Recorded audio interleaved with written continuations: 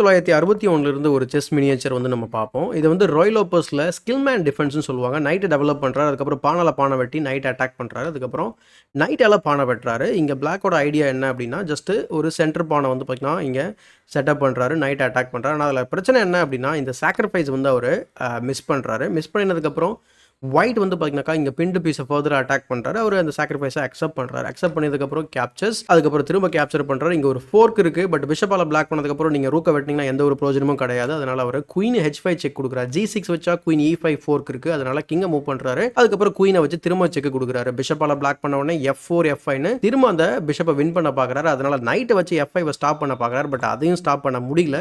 So நைட்டால வெட்டினதுக்கப்புறம் ரூக்க involve பண்றாரு. ரூக்கால நைட்ட win பண்ண பார்க்குறாரு. பட் நைட் மூவ் பண்ணதுக்கப்புறம் மேட் இன் 2 பிளண்டர் பண்றாரு. ஸோ குயின் C5 செக் வச்சோன்னே ரிசைன் பண்ணிடுறாரு. சப்போஸ் குயின் அதில் பிளாக் பண்ணீங்க அப்படின்னா குயின் G5 வச்சு செக் மேட் பண்ணலாம். இந்த வீடியோ பிடிச்சா லைக் பண்ணுங்க. மறக்காம தமிழ் செஸ் சேனல் சப்ஸ்கிரைப் பண்ணிக்கோங்க.